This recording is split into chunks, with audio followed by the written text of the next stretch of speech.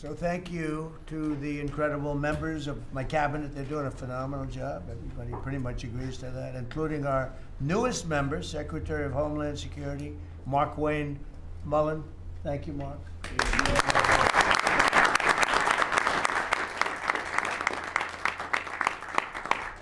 And we all know him very well, and he was a very popular senator, very effective senator.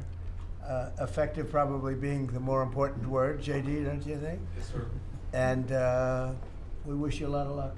Thank you. I think you do fantastically well. Congratulations to you. You have an amazing family that were here yesterday in the Oval, sworn in. His family's amazing, so thank you very much. We're now on day 41 of the disgraceful Democrat shutdown of Mark Wayne's department. Congratulations. You came into a department that shut down. Shut down by the radical Democrats, right? But Democrats are really punishing the American people. I saw it today on one of the shows where they were interviewing people at the airport, and they're all angry at the Democrats. They're saying, they're actually angry at Schumer. I didn't think anyone knew his name.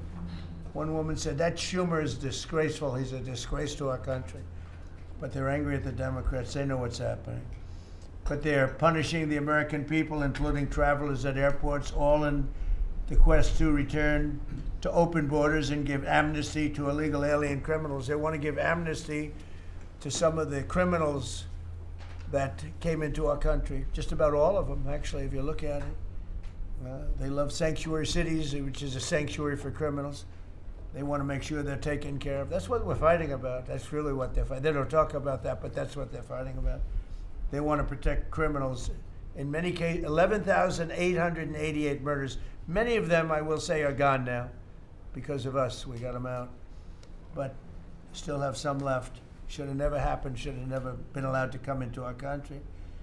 But we're not going to let it happen. We're not going to let the Democrats get away with this stuff, and people are wise to them. So they need to end the shutdown immediately, or we'll have to take some very drastic measures. This morning, I want to give an update on the Operation Epic Fury, which is an appropriate name because we are absolutely obliterating them.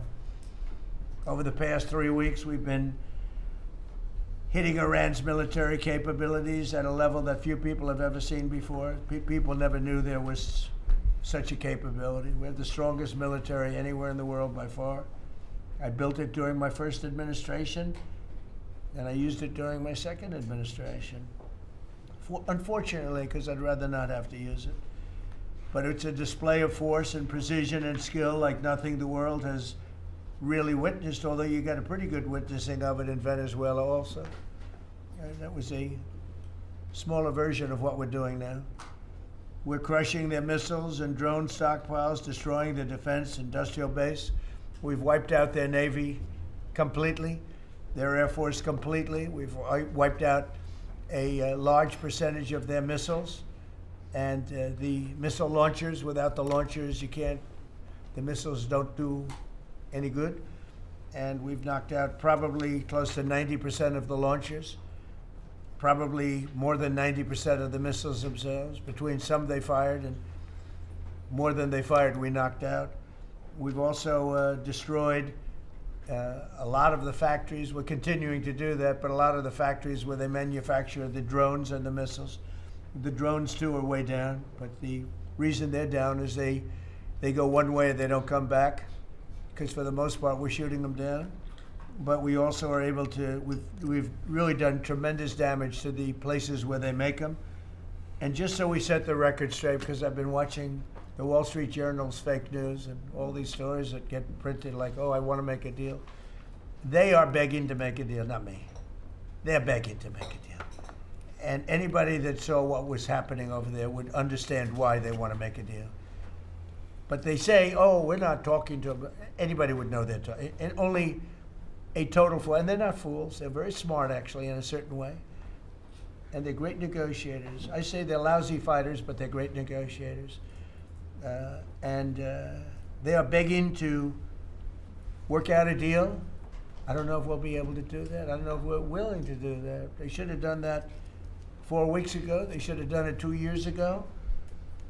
Or they should have done it when we first came into office, because 2 years ago, they had free reign under Biden. Sleepy Joe, worst president in the history of our country. When he allowed to happen to our country at the borders, and even with a thing like this. But not just him. Every president for 47 years, every president should have done this. They should have done it a long time ago, because you cannot give lunatics a nuclear weapon, and they would have had a big one. It stopped really when we did the B-2, but even before that, the Barack Hussein Obama, what he did where he gave them the Iran nuclear deal, gave them free will toward a nuclear weapon. Basically, he chose Iran over Israel and others that didn't want him to do it. But I terminated that deal. Had I not terminated that deal, you would have had a nuclear weapon years ago, and it would have been used, guaranteed. And one of the reasons you know about the guarantee is because their neighbors were sort of like bystanders. They weren't involved very much. They didn't choose heavy sides. They didn't want to, because people were concerned with Iran. There was a big black cloud over the Middle East. They were concerned, but all of a sudden the war starts, and they start shooting at these five, in particular, 5 countries. They start shooting at Qatar, Saudi Arabia, UAE, Kuwait, Oman. They start shooting at them, and everybody was shocked, including us. You know why?